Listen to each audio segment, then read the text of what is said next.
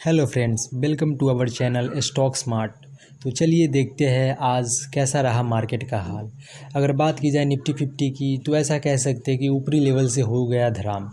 अब आप सोच रहे होंगे कि निफ्टी 50 तो फ्लैट ही दिख रहा है, क्लोजिंग तो पॉजिटिव ही है, तो फिर आप ऐसा कैसे कह रहे हो। तो एक्चुअली मैं बता देना चाहूँगा कि निफ्टी 50 ओपन तो एक्चुअली गैप अप के साथ ही हुआ और बहुत देर तक सस्टेन भी किया, बट फिर फाइनली अपने एक इम्पोर्टेंट लेवल को तोड़ दिया और फिर बहुत ज़्यादा प्रेशर बनते हुए चलते चला गया, और जिसके कारण निफ्टी 50 दिन के निचले स्तर पे जाके क्लोजिंग हुआ। तो ऐसा कह सकते हैं कि मार्केट एक्चुअली ऊपरी लेवल से हो गया धराम। तो चलिए दोस्तों, अब हम चलते हैं अपने अगले टॉपिक पे, जो कि होता है स्टॉक स्पेसिफिक। अगर बात की जाए पहले स्टॉक की तो है रिलायंस।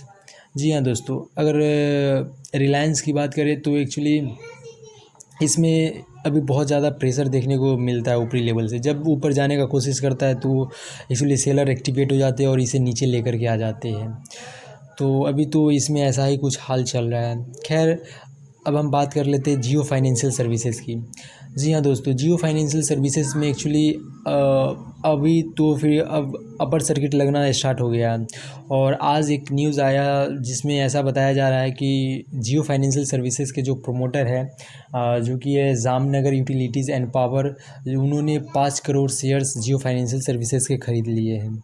और एक्चुअली ये रिपोर्ट के द्वारा ये न्यूज़ आ रहा है, और ये एक्चुअली ईटी नाउ द्वारा आ रहा है। डेट इज़ ऐसा बोल सकते हैं इकोनॉमिक टाइम्स नाउ जो होता है उसके द्वारा ये रिपोर्ट आ रहा है।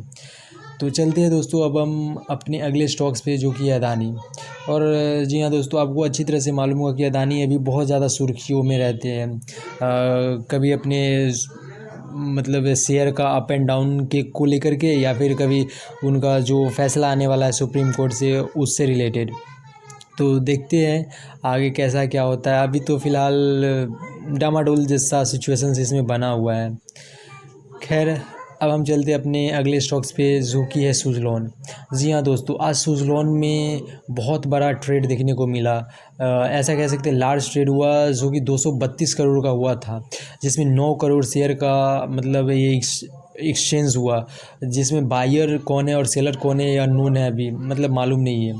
और अगर इसका बात किया जाए, एक इससे रिलेटेड न्यूज़ भी आया है जिसमें एक्चुअली इसे अभिकिरण सोलर द्वारा एक्चुअली विंड पावर प्रोजेक्ट मिला था, जिसे कच्छ में एक्चुअली ये इस्टेब्लिश करना था।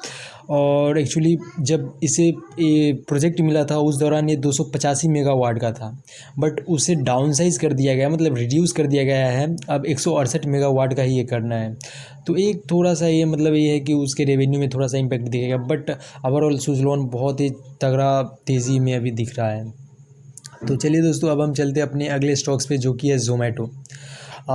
ज़ोमैटो में शानदार तेज़ी देखने को मिल रहा है, और इसके पीछे ऐसा कह सकते हो कि या तो बल्क डील हो या ब्लॉक डील, जो भी हो रहा है उसे हाथों हाथ लिया जा रहा है। जिस रेट पे मिले ज़ोमैटो, उस पे आदमी लूटना चाह रहा है बस।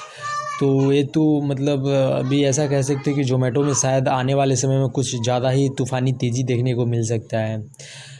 अगर बात की जाए आज किसने अपना उसमें से स्टेक हल्का किया, तो एक्चुअली सॉफ्ट बैंक ने हल्का किया, ऐसा रिपोर्ट के द्वारा आ रहा है, जिसमें उन्होंने 10 करोड़ शेयर को बल्क ब्लॉक डील के द्वारा ये कर दिया।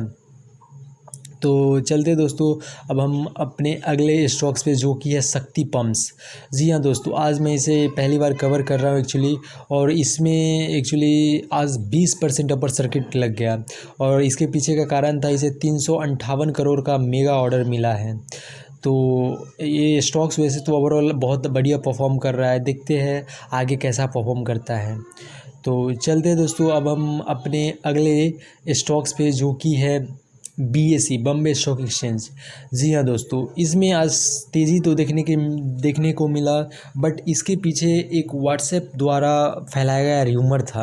एक्चुअली र्यूमर में ऐसा कुछ कहा गया कि स्टॉक्स जो है सो कुछ बहुत बड़ा अनाउंसमेंट करने वाला है, बट उसके बाद ऐसा कुछ तो देखने को नहीं मिला।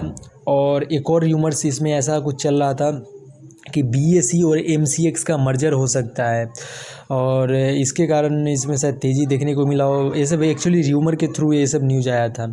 और अगर BSE और MCX वाला बात देखा जाए तो इसमें मुझे लगता है कि ये दोनों को एक दूसरे की ज़रूरत है। अगर बात किया जाए जैसे MCX को क्या चाहिए इससे, तो MCX का टेक्नोलॉजी से रिलेटेड बहुत ज़्यादा ग्लिच आता है, तो ये चाह रहा होगा कि BSE का टेक्नोलॉजी क्यों नहीं यूज़ कर लिया जाए मर्ज हो करके। और BSE शायद ये सोच रहा होगा कि MCX के साथ अगर हम मर्ज हो जाते हैं तो अपना पोजीशन को स्ट्रेंथन ज़्यादा अच्छा से कर सकते हैं। तो दोनों को एक दूसरे की ज़रूरत है।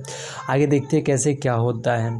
और दोस्तों एक और चीज़ बता देना चाहूँगा कि इसमें एक और न्यूज़ आया जो कि ऑफिशियल न्यूज़ है, जो कि ऐसा है कि मतलब बैंकेक्स का जो एक्सपायरी होता है उसे अब मतलब फ्राइडे से शिफ्ट कर दिया गया है मंडे को। और ये जो है सो मतलब जनरेट तो अक्टूबर 13 2023 से हो जाएगा, लेकिन इफेक्टिव जो है सो 16 अक्टूबर 2023 से होगा। तो एक्चुअली आज BSE में कुछ ज़्यादा मतलब कुछ र्यूमर्स थे, कुछ सही न्यूज़ थे, ऐसा कह सकते हो, जिसके कारण इसमें तेज़ी भी देखने को मिला। और देखते हैं कल कैसा है परफॉर्म करता है, इंटरेस्टिंग होगा देखना। तो चलते हैं दोस्तों अब हम अपने अगले स्टॉक्स पे, जो कि है फ़ोनपे। अब आप सोच रहे होंगे कि फ़ोनपे का तो शेयर मैंने मार्केट में देखा ही नहीं, ये मतलब कैसे आप बोल रहे हो कि फ़ोनपे अगला स्टॉक्स है। एक्चुअली दोस्तों मैं आपको बता देना चाहूँगा कि कुछ स्टॉक्स ऐसे होते हैं जो हमारे मार्केट में लिस्ट तो नहीं होते, बट वो ट्रेड करते रहते हैं वो मार्केट के बाहर। और उसमें एक बहुत बड़ा न्यूज़ आया जो कि पेटीएम के पेट में दर्द भी कर सकता है शायद। एक्चुअली आपको मालूम होगा कि फ़ोनपे जो है सो पेटीएम का एक्चुअली डायरेक्ट कंपटीटर है, और अगर फ़ोनपे कुछ अच्छा करेगा तो पेटीएम के लिए तो अच्छा नहीं ही होगा, ऑब्वियस सी बात है। तो उसमें से एक ऐसा न्यूज़ आया कि फ़ोनपे आज अपना ब्रोकिंग प्लेटफॉर्म जो है सो लॉन्च करने जा रहा है, और उसका नाम मतलब रखेगा शेयर.मार्केट करके रखेगा। और ये जो है सो इसके लिए ऐसा कह सकते हैं कि मतलब एक्चुअली पेटीएम के लिए तो अच्छा न्यूज़ नहीं है। तो देखते हैं आगे कैसे पेटीएम में मतलब ये होता है। और अब हम चलते हैं दोस्तों अपने अगले टॉपिक पे, जो कि होता है FII DII एक्टिविटी से रिलेटेड। जी हाँ दोस्तों, अगर बात की जाए FII DII एक्टिविटी की, तो एज़ यूजुअल आपको मालूम है कि FII मतलब एक दिन बाइंग करते हैं तो 2-3 दिन सेल करते हैं, फिर एक दिन बाइंग करते हैं, फिर 4-5 दिन सेल कर देते हैं। और मतलब ऐसा है कि जब सेल करते हैं तो हज़ार करोड़ में सेल करते हैं, और बाइंग करते हैं तो 100 करोड़ का भी नहीं करते हैं। तो अभी मतलब FII का मूड थोड़ा सा बिगड़ा हुआ कह सकते हैं, और आज फिर से उन्होंने एक बार फिर से वही सेल जैसे कर रहे हैं वैसे ही कर दिया, और DII एज़ यूजुअल जैसे बाइंग करते हैं वैसे कर रहे हैं। तो देखते हैं कैसे क्या होता है। और अब हम चलते हैं अपने अगले टॉपिक्स पे, जो कि है एक्सटर्नल फैक्टर से रिलेटेड, और जिसमें हम कवर करते हैं क्रूड को, बॉन्ड्स को और रुपये को। तो दोस्तों मैं आपको बता देना चाहूँगा कि क्रूड में थोड़ा सा तेज़ी देखने को मिल रहा है। जो न्यूट्रल था वहाँ से थोड़ा सा अपसाइड मूव करना शुरू कर दिया है, जो हमारे मार्केट के लिए तो अच्छी बात नहीं है। और अगर बात की जाए बॉन्ड्स की, तो बॉन्ड्स तो वही अभी फ्लैट ही दिख रहे हैं, कुछ खास उसमें मूवमेंट नहीं है। रुपी का अगर बात किया जाए तो रुपी भी मतलब वही न्यूट्रल ही अभी है। तो मतलब ऐसा कह सकते हैं कि एक्सटर्नल फैक्टर्स में क्रूड जो है सो थोड़ा सा सर उठाने की कोशिश कर रहा है, बाकी बॉन्ड्स और रुपी तो मतलब वहीं पे न्यूट्रल पड़े हुए हैं। तो देखते हैं आगे कैसे क्या होता है, मैं आपको अपडेट करते रहूँगा। और तो चलिए दोस्तों अभी के लिए इतना ही। उम्मीद करता हूँ कि वीडियो आपको हेल्पफुल लगा होगा, और अगर अभी तक आप मेरे साथ इस चैनल पे बने हुए हो तो दिल से धन्यवाद।